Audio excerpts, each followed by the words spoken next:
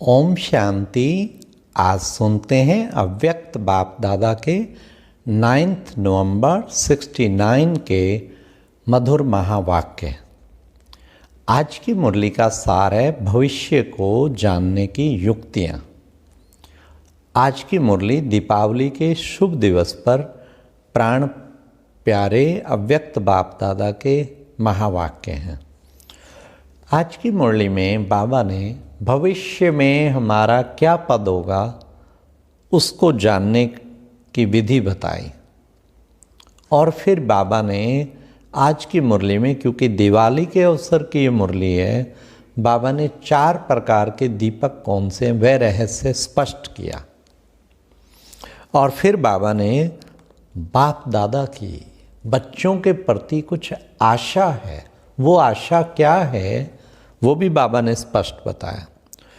और ever ready आत्माओं को फिर क्या करना है वो भी आज के मुरली में राज खोला है। तो सुनते हैं बाप दादा के 9 नवंबर 69 के महावाक्य। बाप दादा एक एक दीपक को एक काल की दृष्टि से देख रहे हैं या तीनों की? बाप तो त्रिकालदर्शी है, वह दादा भी त्रिकालदर्शी है।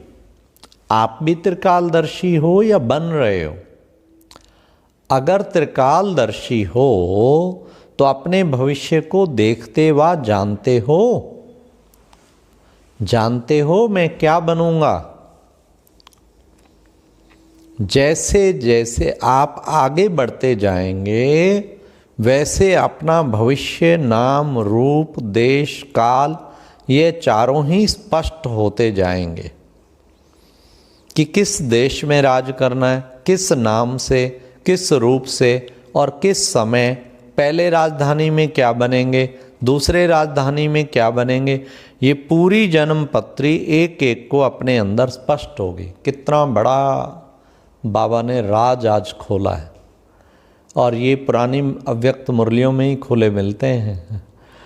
बाकी लेटेस्ट 2000 के बाद बाबा ने ऐसा कुछ वो नहीं, एकदम आज बाबा ने तो जैसे एकदम स्पष्ट कर दिया, इतना तक बता दिया पहले जन्म में क्या बनेंगे, पहली राजधानी, दूसरी राजधानी में फिर क्या बनेंगे, सब कुछ स्पष्ट हो जाएगा।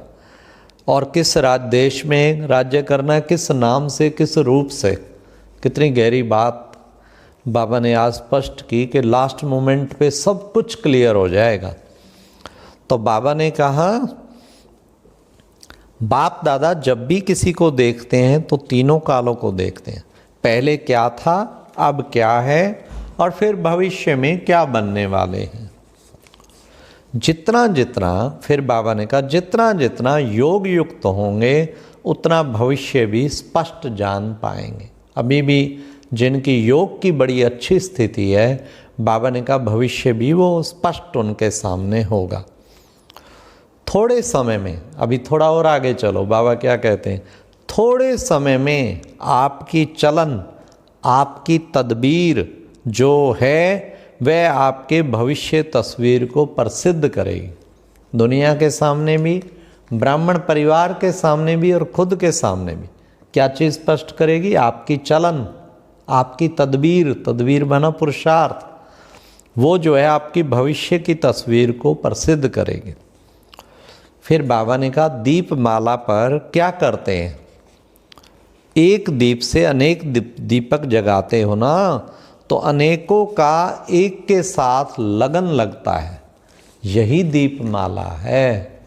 ये संगम युग पे प्रैक्टिकल दीप माला, सभी की एक दीपराज के साथ लगन लगी पड़ी है। यही एक सच्ची दीप माला है। दीपक कितने प्रकार के होते हैं जो दुनिया में भी प्रसिद्ध है। फिर बाबा ने बताया, हर एक ने अपना अपना विचार सुनाया। अब बाप दादा से सुनिए। एक है अंधियारे को मिटाकर रोशनी करने वाला मिट्टी का स्थूल दीपक, और दूसरा है आत्मा का दीपक, और तीसरा है कुल का दीपक, और चौथा कौन सा है? चौथा है आशाओं का दीपक कहते हैं ना। बाप को बच्चों में आशा रहती है ना। ये चारों प्रकार के दीपक जब जग जाते हैं तब समझो दीपमाला मनाई। ऐसा कोई कर्म ना हो जो कुल का दीपक बुझ जाए, कोई भी ऐसा कर्म ना हो जो कुल का दीपक बुझ जाए। ऐसी कोई चलन ना हो जो बाप दादा बच्चों में आशाओं का दीपक जगाते वे बुझ जाए। उम्मीदों का, आशाओं का दीपक बाबा ने बताया। जिसका दीपक खुद जगा हुआ होगा वह औरों का दीपक जगाने बगैर रह नहीं सकता। हाँ, कितना सुंदर बाबा ने बताया। सेवा का उमंग भी किन में होगा? पहले खुद का दीपक जगा होगा। खुद का टिमटिमा रहा होगा तो औरों को जगाएगा कैसे? फिर बाबा ने कहा बाप दादा की हर एक बच्चे में यही आशा रहती है। हर पिता की आशा रहती है ना, उम्मीद रहती है ना। तो बाप दादा की हर एक बच्चे में यही आशा रहती है, एक एक बच्चा पहले नंबर में जाए, अर्थात हर एक विजयी रतन बने। क्या सुंदर आशा! हर बच्चा मेरा नंबर 1 बन जाए, कोई बने कोई नहीं, नहीं सबके लिए बाबा। और सचमुच बाप दादा जब मिलते थे, अव्यक्त बाप दादा का पार्ट दादी के तन में देखा होगा। भले दादियाँ मिल रही हैं सब कुछ, लेकिन फिर बाबा सारी सभा को बड़े प्यार से देखते थे कि वो भी मेरे रतन। और कई बार बाबा कहते थे मेरी नज़र सबसे पहले पीछे बैठे हुए पर जाती है। तो हर बच्चे को बाबा बराबर, जो विजयी होगा उनके लक्षण तो आप सभी ने सुनाए, लेकिन साथ साथ विजयी उनको कहा जाता है जो खुद तो विजय प्राप्त किया हुआ हो लेकिन औरों को भी अपने से आगे विजयी बनाए। खुद तो विजयी बने हो लेकिन और भी आपके संग के रंग से विजयी बन जाएं। ऐसे विजयी रतन जो अनेकों को विजयी बना सकें वही माला के मुख्य मणके हैं। आजकल मुरली में विजय माला के मणके उसके ऊपर बाबा क्लियर कर रहे हैं। हाँ, जो विजयी रतन है, अनेकों को खुद भी बना हुआ हो और भी अनेकों को विजयी बना दे, वो विजय माला का मुख्य मणका है। तो अनेक जगे हुए दीपकों की माला हर एक ने गले में डाली है। ऐसे जगे हुए दीपकों की माला हर एक रतन गले में डालेंगे तब क्या होगा? तब क्या होगा? ध्यान से सुनना। तब विजय का नगाड़ा बजेगा। हाँ, विजय का नगाड़ा, जोर से विजय का नगाड़ा बजेगा। फिर बाबा ने कहा मधुरता वालों को सभी महान रूप से देखते हैं। तो यह मधुरता का विशेष गुण होना चाहिए। मधुरता से ही मधुसूदन का नाम बाला कर पाएंगे, क्योंकि बाबा के सामने लास्ट में मधुबन वाले बैठे हैं। तो बाबा ने कहा मधुबन के फूलों में विशेषता क्या होनी चाहिए? एक तो मधुरता।